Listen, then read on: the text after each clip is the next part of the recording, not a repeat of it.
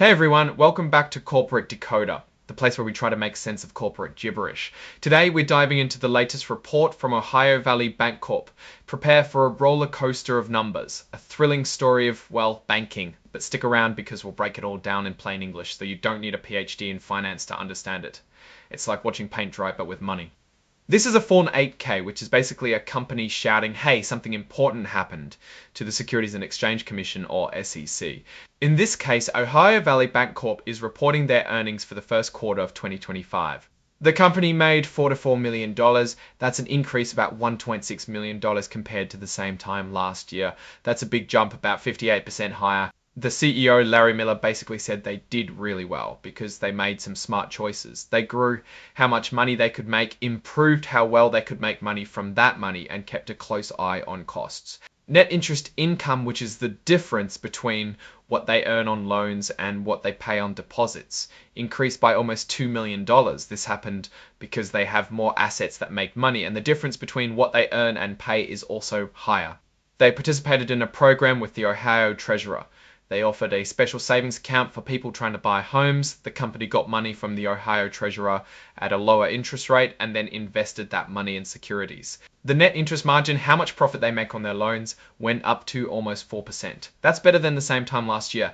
This is because they're earning more on their assets and it's costing them less to get the money they lend out. They set aside about $416,000 for potential loan losses, which is less than last year. This is because they had some charge-offs, that is, loans they don't expect to be repaid, but also less loans overall.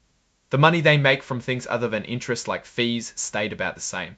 How much they spend on things other than interest, like salaries, went up a little. Salaries actually went down due to a retirement program, but other costs like data processing went up. Their total assets are a little over $1.5 billion, which is slightly up from the end of last year. Loans went down because one big customer paid off a large loan. Let's jump into the numbers, what you all came here for. Earnings per share are up, going from the 58 to 94. This means each share of stock is earning more money for the shareholders. Return on average equity is also up from about 7.8% to almost 12%.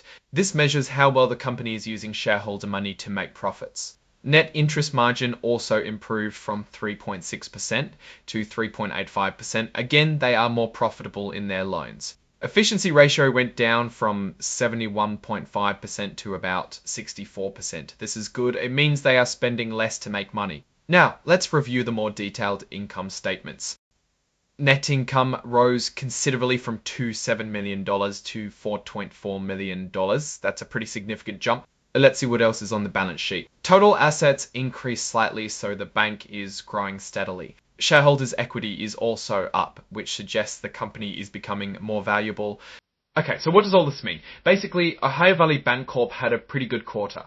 They made more money, they were more efficient, and they seem to be managing their risks well. The increase in net income and earnings per share is definitely something shareholders will be happy about. Their participation in the Ohio Homebuyer Plus program seems to be paying off, bringing in more deposits and allowing them to invest in securities.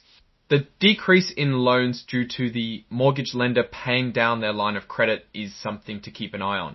However, the management seems optimistic about future growth in this area. Overall, Ohio Valley Bank Corp appears to be on a positive track. They're making smart decisions, improving their profitability, and managing their expenses. Of course, there are always risks, as they mentioned in their forward-looking statements. Changes in the economy, competition, and interest rates could all impact their future performance.